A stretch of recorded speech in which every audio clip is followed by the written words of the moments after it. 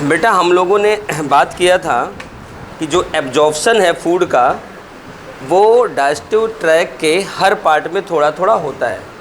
Even mouth cavity में भी होता है, स्टमक में भी होता है, इंटेस्टाइन में भी होता है। लेकिन आपको बताया गया भोजन के एब्जॉर्प्शन का जो मेन साइट है वो है स्मॉल इंटेस्टाइन, जजनम एंड इलियम। यही बताया गया, जजनम एंड इलियम। फिर मैंने आपको बताया कि अगर आप इलियम के पार्ट को काट के देखें तो आपको पता चलेगा कि वहाँ पर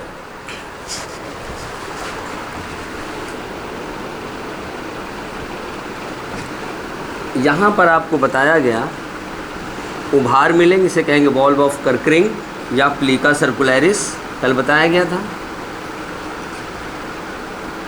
उसके बाद बताया गया इन वॉल ऑफ कर्करिंग पे फिंगर लाइक प्रोजेक्शंस मिलेंगी जिन्हें आप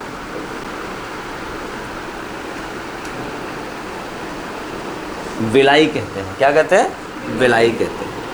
फिर बताया गया इन विलाई के ऊपर भी ब्रश लाइक स्ट्रक्चर्स मिलेंगे, ब्रश हेयर लाइक स्ट्रक्चर, इन्हें हम कहते हैं माइक्रोविलाई। क्या बोलते हैं? माइक्रोविलाई।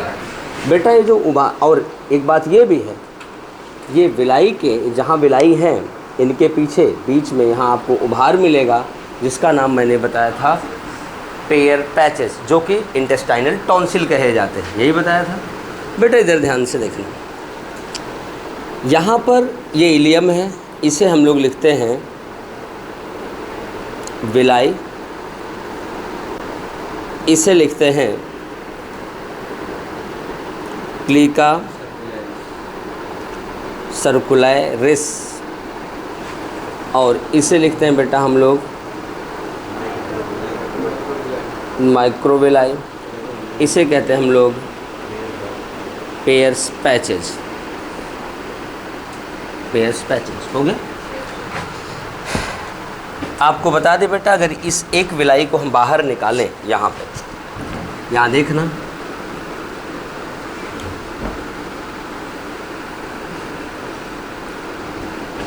एक विलाई हम लोग छोटी सी बाहर बना रहे हैं।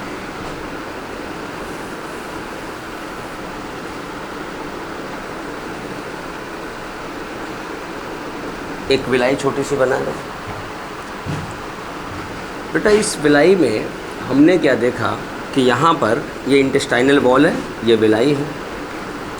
तो यहाँ पर हमने देखा कि एक लिम्फ वेसल गई हुई है। ये लिम्फ वेसल गई हुई है और इस लिम्फ वेसल के चारों ओर अब जाके ब्लड वेसल लिपटेगी। ये मान लो आप ब्लड वेसल्स हैं और ये ब्लड वेसल ऐसे जा रही है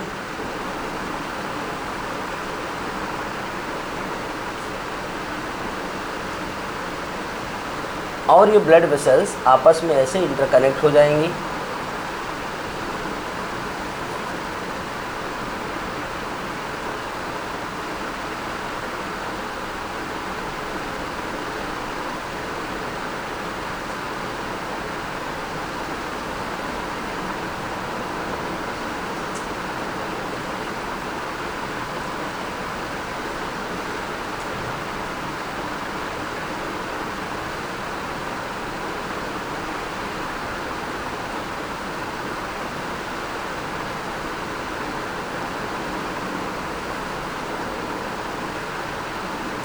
ऐसे जाल सा बना लेंगे, ठीक। इधर ध्यान देना। अब ये विलाई के ऊपर यहाँ सरफेस पे आपको माइक्रोविलाई दिखती है। बेटा हम यहाँ माइक्रोविलाई भी बनाते हैं।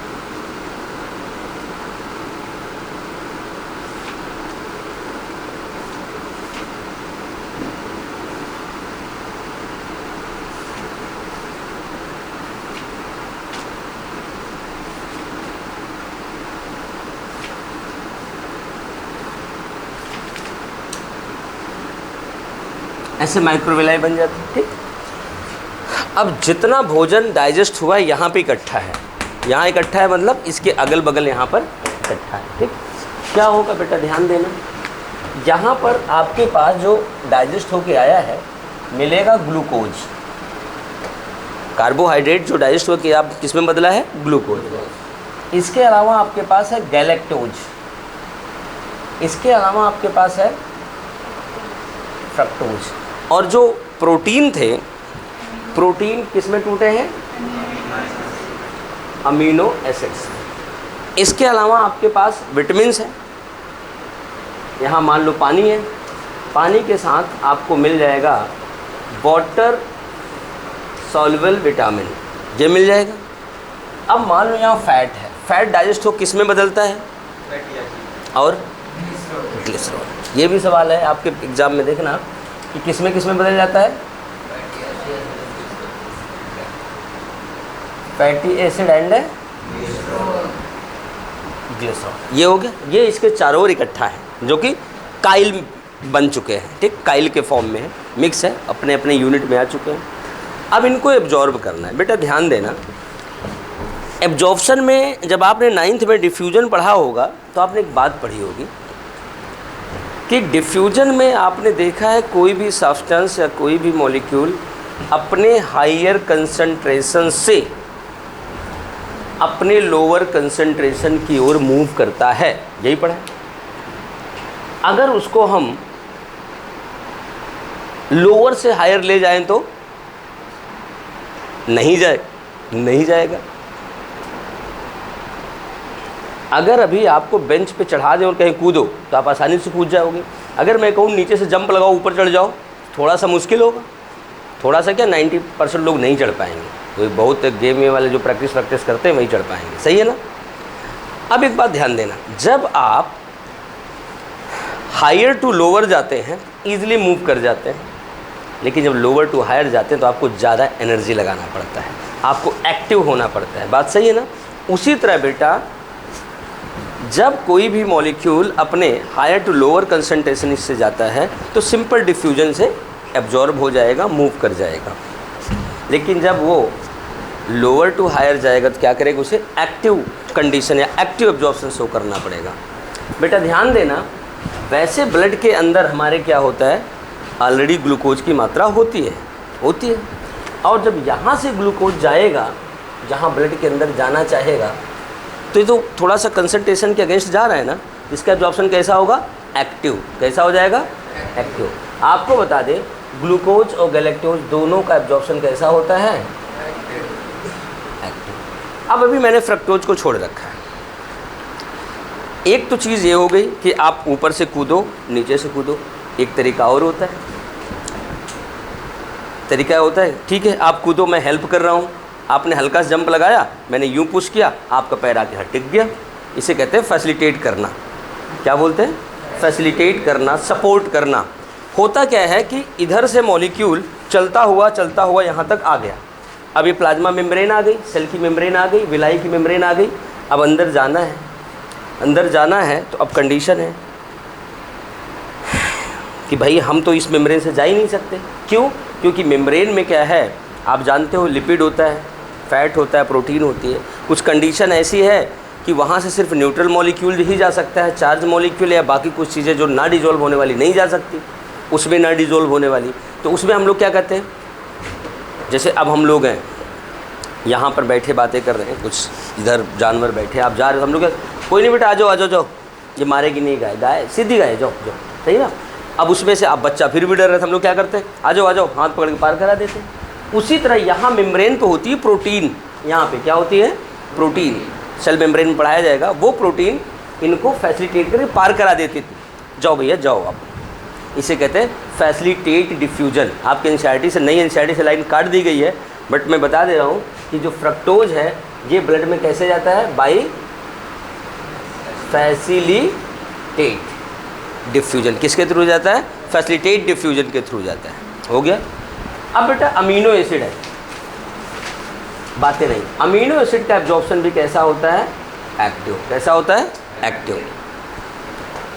इतनी बात बताने के बाद मैं, अभी लिखो मत, मैं आपको एक बात और बताऊँ, ये हमने मेन मोड ऑफ एब्जॉर्प्शन बताया है कि इंटेस्टाइन में एब्जॉर्प्शन कैसे होता है, लेकिन थोड़ा थोड़ा बिल्कुल लिटिल अमाउंट में ये चीज़ें अपने आप सिंपली डिफ्यूजन से भी एब्जॉर्ब होती रहती हैं। यही तो बच्चे कंफ्यूज होते हैं कि बुक वाले सीधे लिख देते हैं कि little amount of glucose, galactose, fructose and amino acid also absorb by simple diffusion, but in intestine this by active, this by active, this by facilitate this. बच्चा कहता है सर ये क्या है? बेटा आपको पता है ना, ज़्यादातर बच्चे नीट वाले, आईटी वाले कोचिंग लेते हैं, ज़्यादातर हज़ारों में एक आध बच्चा ऐसा होता है जो बिना कोचिंग के सिलेक्ट हो जाता है। सेलेक्ट हो जाता नहीं, ऑल इंडिया पहली रैंक भी लाता है। आपने ऐसा किस देखा है? हैं? यूट्यूब पे आया था, वो तो मेरे पड़ोस में ही रहता था, Piyush Srivastava, all India IIT first rank. कोई कोचिंग नहीं, कोई ट्यूशन नहीं, जिस कोचिंग में हम लोग थे उसी कोचिंग में रमेश जी थे, मैथ्स पढ़ाते थे, उन्हीं से कभी कभी डाउट लेने आता था। उसके बाप सिंपल इलेक्ट्रिक बनाने वाले इलेक्ट्रिशियन मिस्त्री थे, वो भी उनकी दुकान नहीं थी, ऑन कॉल काम करते थे, कोई फ़ोन करके बुला लिया, गए काम करा है, जो भी 10 20 50 मिल गए। बच्चा all India first rank IT में, बट स्टेट इंजीनियरिंग में उसकी सेकंड रैंक थी। अब कहोगे कैसे? भाई एग्ज़ाम है, एक आध सवाल ऊपर नीचे हो गया। अजीब लगता है ना कि स्टेट में सेकंड हो गई, ऐसे थोड़ी होता है कि आप टॉपर उधर जाए टॉपर हो गए। वहाँ आपका दिमाग सही चल गया 3 घंटे, वहाँ 3 घंटे नहीं चला। एग्ज़ाम सिर्फ यही नहीं कि आप तैयारी क्या करके आओ, एग्ज़ाम ये भी है कि आप क्वेश्चन कैसे करते हो, उस 3 घंटे में कैसे रहते हो। यहाँ एक फ़ोटो लगी होगी हमारे पास, रणदीप सुथार लड़का, इसमें वो हॉर्टिकल्चर ऑफिसर है हांसी में। हांसी से यहाँ कोई होगा तो जाने जाएगा हॉर्टिकल्चर डिपार्टमेंट में। 2013 नीट में क्या हुआ उसके साथ, सेंटर हिसार में था, ये आर्मी स्कूल है कौन सा कैंट में, वहाँ उसको मिल गया सेंटर। अब पहली बार सेंटर था, किसी एग्ज़ाम वाले का तरीका तो था नहीं, उन बच्चों का 30 35 40 मिनट बर्बाद कर दिया गया, उसका सिलेक्शन नीट में नहीं हुआ। लेकिन एग्रीकल्चर में उसकी 4th रैंक आई, और उसके बाद वो देखो सीधे ग्रेजुएशन किया, पीजी कर रहा था, और उसका हॉर्टिकल्चर में हो गया, अब आराम से ऑफिसर लग गया। तो बेटा कभी कभी होता है, और वो बच्चा अपना आराम से सेटल हो गया। तो वही करो बेटा, ज़रूरी नहीं है कि दिमाग, कभी कभी सिंपल से सवाल पे आप कंफ्यूज है, यार ये कैसे होगा सर, ये नहीं आ रहा है कैसे हो, समझाता भी हूँ, नहीं सर नहीं आया, फिर एक बार नहीं आया। कई बच्चे मैं तो उनको भगा जाओ कल आना, क्यों? कल तब तुम रिलैक्स हो जाओगे। अभी आपका दिमाग ना एक डायरेक्शन में सोच रहा है, गलत वाले में, तब आप न्यूट्रल हो जाओ, तब आपको कभी कभी होता है आपके साथ, आप बैठे रहो, बात भूल चुके, अच्छा यार ये बात थी क्या, आ जाता है ना, ये वही चीज़ होता है। इसलिए एग्ज़ाम में कूल रहना चाहिए। ठीक, चलो आगे देखते हैं। ये बात हो गई। मैं होता तो है ही है। अच्छा, ग्लूकोज बिना चश्मे का दिख गया, चश्मा लगा दिया अब नहीं दिखेगा। अच्छा चलो, इधर उतार के देख रही थी, देखो बोला ऐसे साफ कर रही थी ग्लूकोज। चलो इधर देखते हैं। अब इसका मतलब little amount of glucose, fructose, galactose ये सिंपल डिफ्यूजन से भी एब्जॉर्ब होते हैं। अब हम बात करेंगे फैट की। एक काम करो आप लोग, बात करने के पहले ये दोनों डायग्राम बनाओ, इसको भी बनाना क्योंकि यहाँ पर भी एरो लगेगा, इतना स्पेस यहाँ साइड में छोड़ना।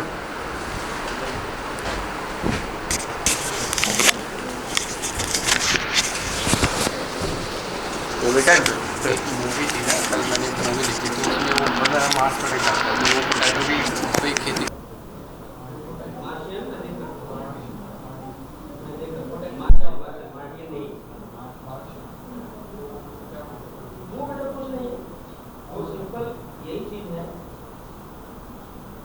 हमारे साथ होता है कि हम खेती करते हैं, मिट्टी में खेती करते हैं, वहाँ मिट्टी दुखी नहीं, उसने क्या किया, उसका जो कीटो ऑर्गेनिक मैटर निकल रहा था उसको मिट्टी में डाल दिया, वो बन गई खाद, आराम से खेती हो रही। हाँ पोटैटो इजीली उग जाता है भाई, बट आप एक बात कहो, बाकी का स्पीड ले सकते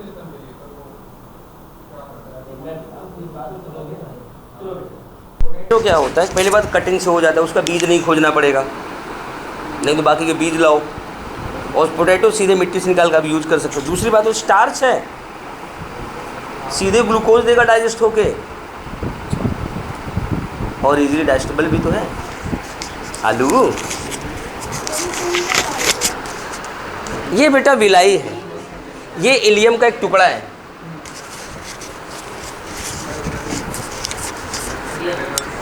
ये घर जाती है, सबसे पहले नेम प्लेट पड़ती है, हम अपने घर में आए हैं कि नहीं, लक्ष्य का। हाँ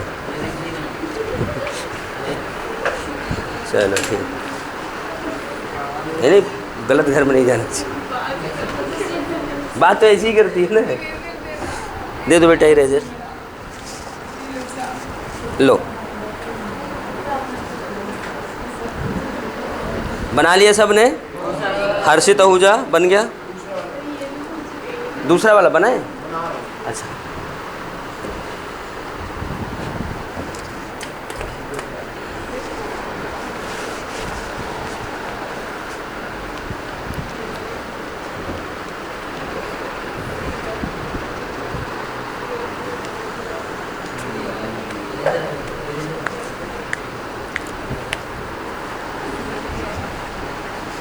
बन गया बेटा। आप लोग पेन से बना लिया करो, पेंसिल से क्या बार बार मिटाते बनाते हो।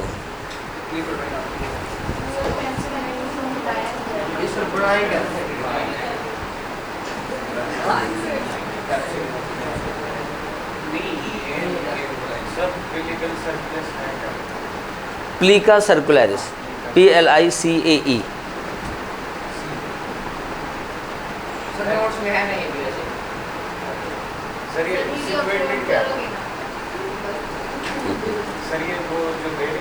नहीं बेटा, जो सर्कुलर उभार होता है वो प्लीका सर्कुलरिस होती है।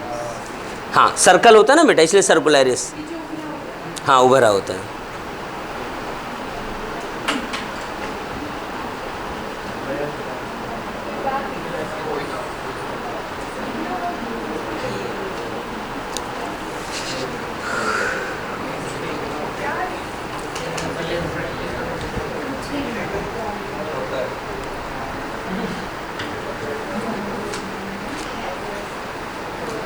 डायग्राम के नाम पे तुम लोग दुखी हो जाते हो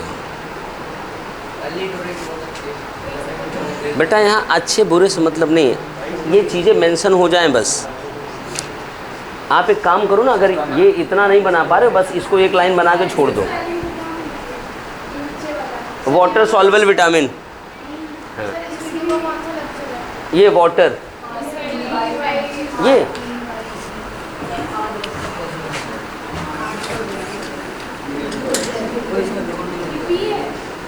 हाँ बेटा पी है। क्या समझ रही थी वो? इस क्लास का लेक्चर नंबर कौन सा है? पता नहीं बेटा, वो ऐप में दिख जाएगा, ऐसे याद नहीं रहता। आज की सब मतलब सबसे लास्ट वीडियो यही दिखेगी फिर। अंश बना लिया? बना लिया। चलो नोट करो।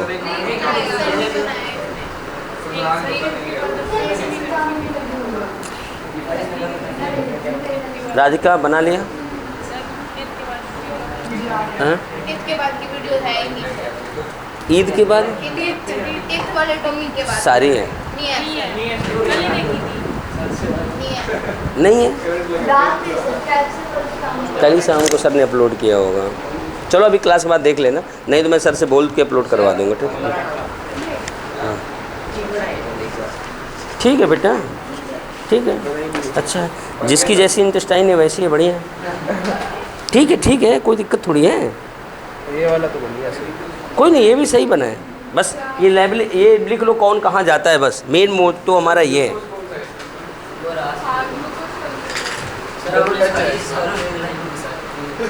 ये ग्लूकोज है, ये ग्लूकोज यहाँ से यहाँ आएगा, सारा आके ब्लड में ही तो आएगा। हाँ हाँ ये बेटा ये कैपिलरी है, वेन नहीं है, कैपिलरी है।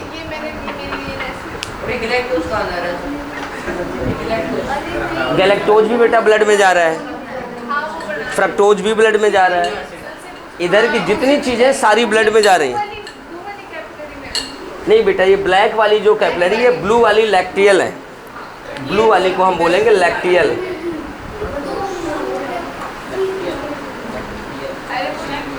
मैंने बोला था वो लिम्फ वेसल है, लिम्फ वेसल के चारों ओर ब्लड वेसल लिपटी होती हैं, सुना करो।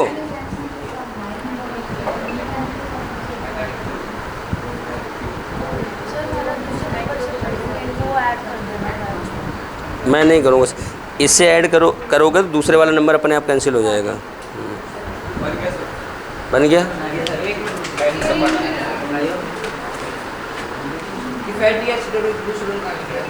अभी कराता हूँ बेटा।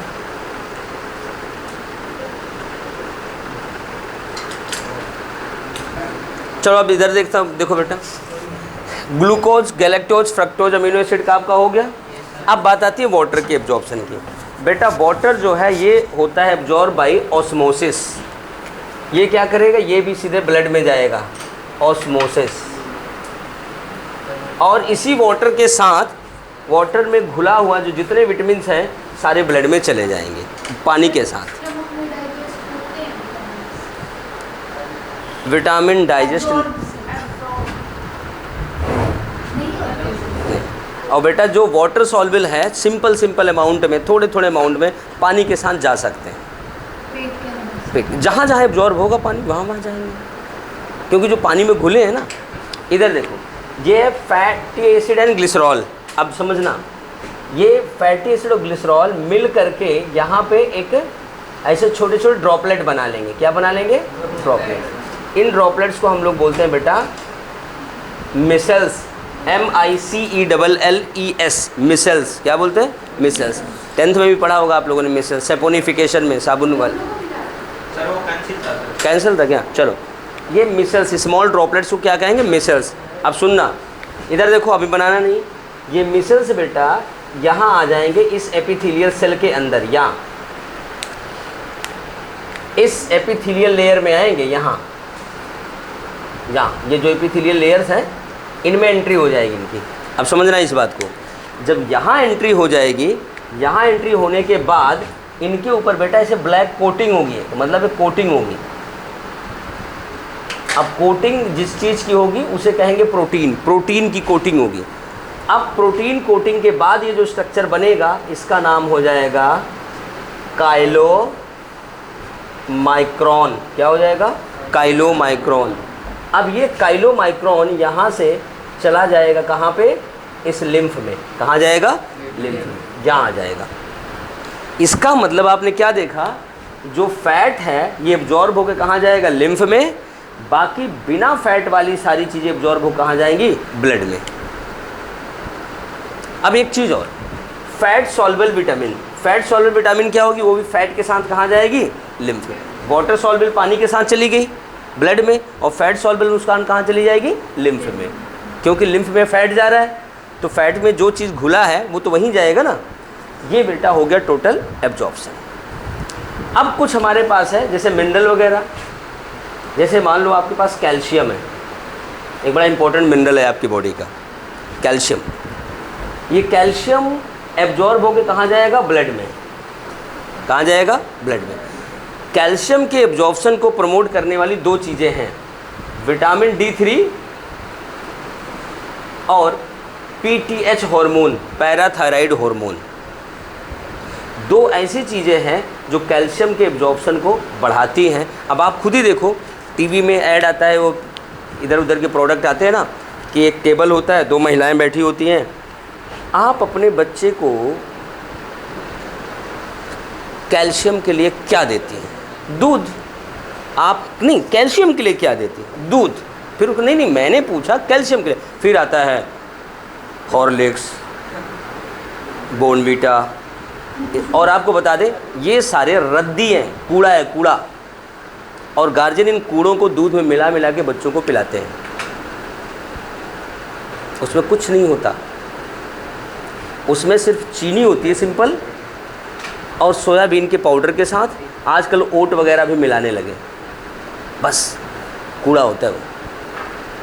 एक बात बताओ, ये मेरी बात तो सुनो, कितना हेल्दी, तो सोयाबीन खा लो ना, फिर उसको क्यों खाते हो? उसमें कई ऐसी चीज़ें मिलाई गई हैं कि जो आपके लिए साइड इफ़ेक्ट देती हैं, उसका इफ़ेक्ट ख़त्म ही कर देंगी। तो आप फ्रेश खाओ ना। और आपको बताएं, एक बात बताओ, जितने लोग बूस्ट पीते हैं, बोर्नवीटा पीते हैं, देश के लिए क्या कर लिए बेचारे? खेतों में काम करने वाले, दौड़ने भागे वाले मेडल भी लाते हैं, फौज में भी जाते हैं, आईएएस भी बनते हैं, डॉक्टर भी बनते हैं। ये बोर्नवीटा वाले क्या करते हैं? उनके मैनेजर लगते हैं। सही है ना? तो बोर्नवीटा पी के मैनेजर लगना है यार। तो देखो, बुरा तो लगेगा, सच यही है। नहीं, मैंने नहीं पिया है, हमें वैक्सीन भी तो नहीं लगा है। हाँ, इम्यूनिटी क्या बेटा, उस समय होता ही नहीं था वैक्सीन वगैरह ना। कोरोना की तो लगवा ली है, माँ बाप ने बचपन में कहाँ लगवाई, उस समय कहाँ थी। अब तो कोरोना की तो हमारे दोनों यूं लगी है। वो भी मैंने अपने लिए नहीं लगवाया, मैं लगवाया सिर्फ आप लोगों के लिए, इसलिए कि आप लोगों से मुझे ना हो जाए, मतलब नहीं, मतलब अगर मुझे इन्फेक्शन हो गया तो आप लोगों को, बच्चों को हो जाएगी, इसलिए मैंने लगवाया था। देखो बातों में फ़र्क है ना, कैसे भी एक्सप्लेन किया जा सकता है। अगर आपको बुरा बनाना है तो मैं इस तरह बोल दूं, अगर आप अच्छा बनाना है तो इस तरह बोल दूं। बातों का ही हेर फेर होता है। सर मतलब बचपन में पागल बड़ा लगी, इसको कोई ऐसे हाइड किया। बेटा देखो, तुम्हें पागल कोई बनाएगा नहीं, क्योंकि अब समझदार हो गए हो। देखो बेटा, वो पागल नहीं बनाते थे, वो कहते थे पीने से हाइट बढ़ती। मतलब बेटा, जब आपकी बॉडी में एनर्जी रहेगी तभी तो बॉडी ग्रोथ में आएगा। होता क्या था, बचपन में बच्चे खाते पीते तो है नहीं, इनको कुछ दे दो खाने के लिए, हरी सब्जियां तो इनको खानी नहीं है, गाजर खानी नहीं है, टीथर के नाम पे गाजर नहीं चबाएंगे, प्लास्टिक वाला टीथर चबाएंगे। तो बेटा इसलिए कुछ न कुछ तो करके, बच्चों को दूध से बड़ी नफरत होती है, उनको फ्लेवर्ड दूध देना पड़ता है। बेटा वो आपकी भलाई के लिए, वो झूठ नहीं बोलते थे, आपका भला करना चाहते थे। चॉकलेट का टेस्ट नहीं आता तुमको जीभ में प्रॉब्लम है, चलो जब चॉकलेट का भी टेस्ट नहीं आता। अब इससे पूछो, मैं बच्चे चॉकलेट ला के खिलाते, मैं कितना खाता हूँ? +2 के बच्चे बैग में भर के लाते हैं, 3-3 4-4। तो जिनको आइडिया है, हाँ वो लाते हैं ना बच्चे। तो पहले आप लोग बनाओ, इसे लिखाऊं, चॉकलेट के भी टेस्ट नहीं आता है। उसमें नहीं आता। इसके पापा खुद ही डॉक्टर हैं।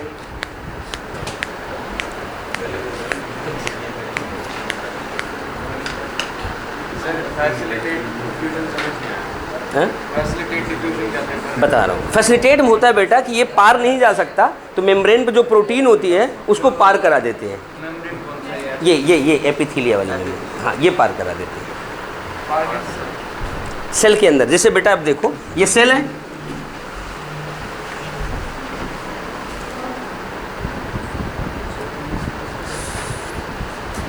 हाँ जी सर।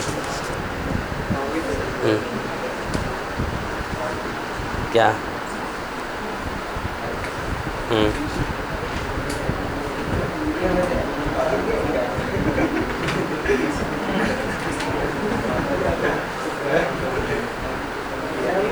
सर अभी मैं क्लास के बाद एक बार कॉल करूं, 9 बजे फ्री हो जाऊँ, 9:30 फ्री हो जाऊँगा।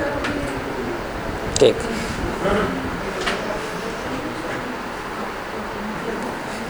मौके पे चौका भी मारूंगा मैं, इधर देखना। देखो बेटा, जैसे सेल है, ये सेल मेम्ब्रेन है, कोई चीज़ बाहर से आएगी बेटा, ये हमारे सेल मेम्ब्रेन है, बाउंड्री लाइन है। अब ये क्या है कि यहाँ मॉलिक्यूल आके रुक गए, या फिर ये पैसिवली चले जाएं हायर कंसंट्रेशन से लोअर कंसंट्रेशन। ये तभी होगा कि जब ये मेम्ब्रेन इनको जाने के लिए अलाउ करेगी। सही है ना?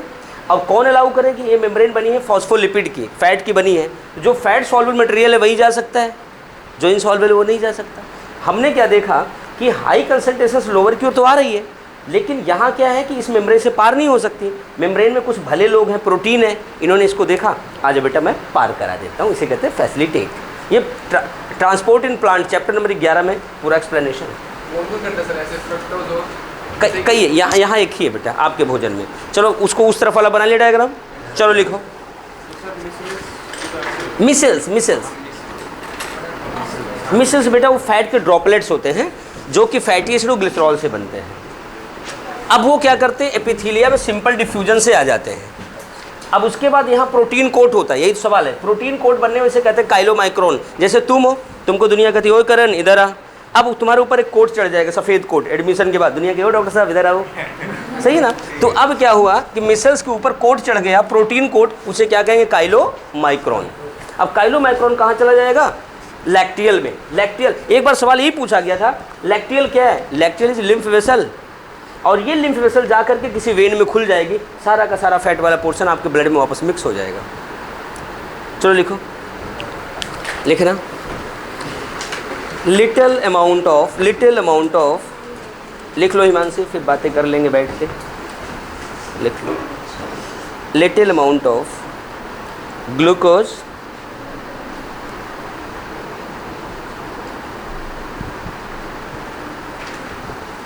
fructose amino acids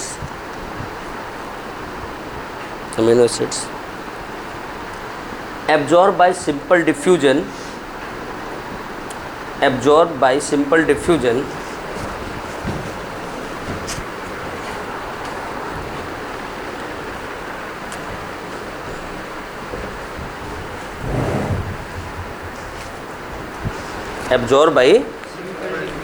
simple diffusion, full stop. आगे लिखना, वो तो लिटिल अमाउंट है। अब आगे देखते हैं, लिखो glucose and galactose GALA galactose absorbed by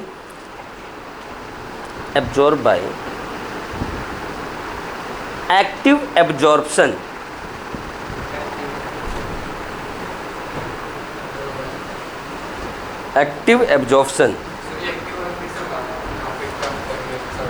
active बेटा बस इतना जान लो कि इसको एनर्जी खर्च करके बॉर्डर पार करना पड़ता है।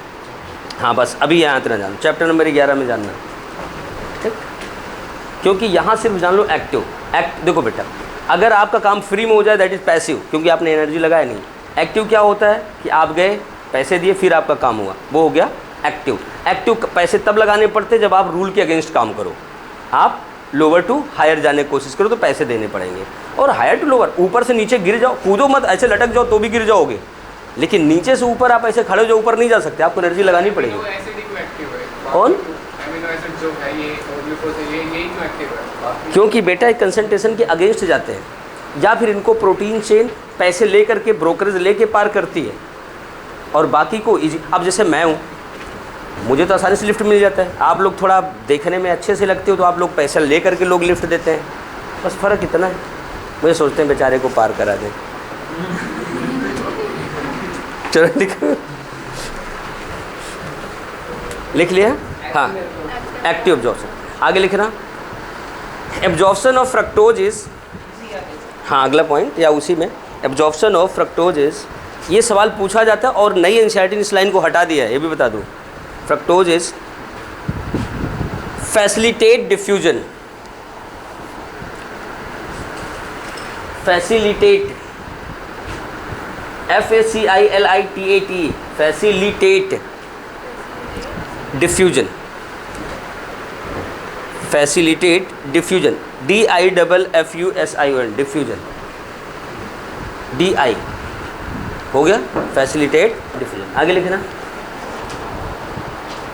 अब एब्जॉर्प्शन ऑफ अमीनो एसिड, मैं बेटा पता है एक चीज़ देख रहा हूँ, ये 2010-11 के बाद बच्चों में ना ये जो लिखने वाली एबिलिटी है ना धीरे धीरे कम होती जा रही है। हाँ बहुत कम होती जा रही है, इनकी लिखने का मन ही नहीं करता, ये सोचते हैं कि बस ऐसे कहानी सुन लो, नोट्स पढ़ लो, चले जाओ। नहीं बेटा, बिना लिखे ना आपका काम भला नहीं होना है, आपको लगेगा कि आपने पढ़ लिया है लेकिन होना कुछ नहीं है, ठीक। इसलिए नोट्स बनाओ, लिखो लिखो। Absorption of amino acid is active absorption, active absorption.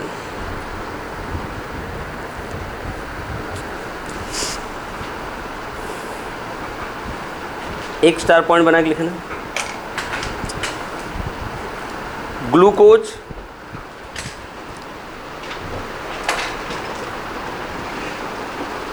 Fructose comma लगा के, galactose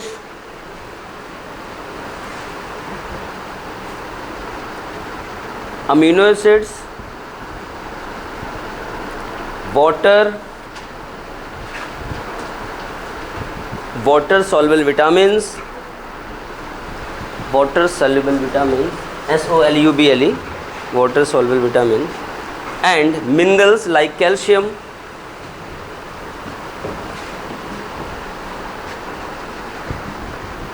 Minerals like calcium. calcium,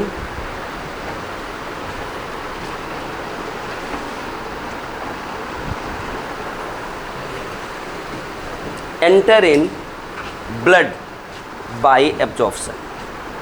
ये सीधे कहाँ जाएंगे? ब्लड में जाएंगे.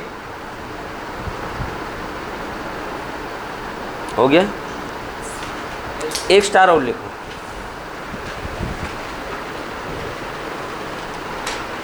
Absorption of calcium Ca++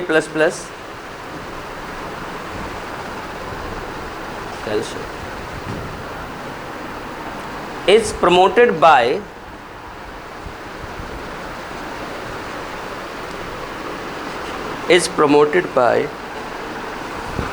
vitamin D3 and PTH.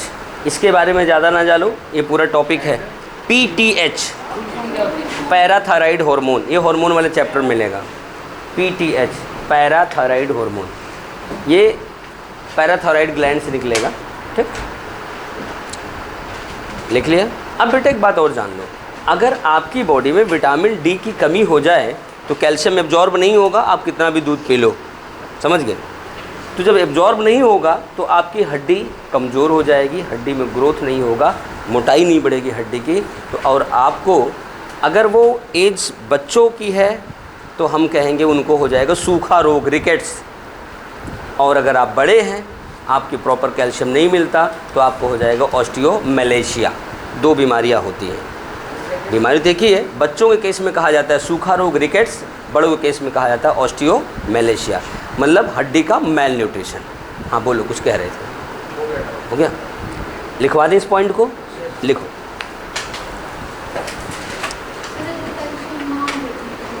कोई बात नहीं, हड्डी कमज़ोर होगी, इससे ज़्यादा थोड़ी होगी. टूट जाएगी और क्या, अपने आप नहीं टूटेगी, कमज़ोर हो जाएगी, झटका लगेगा, आसानी से टूट जाएगी.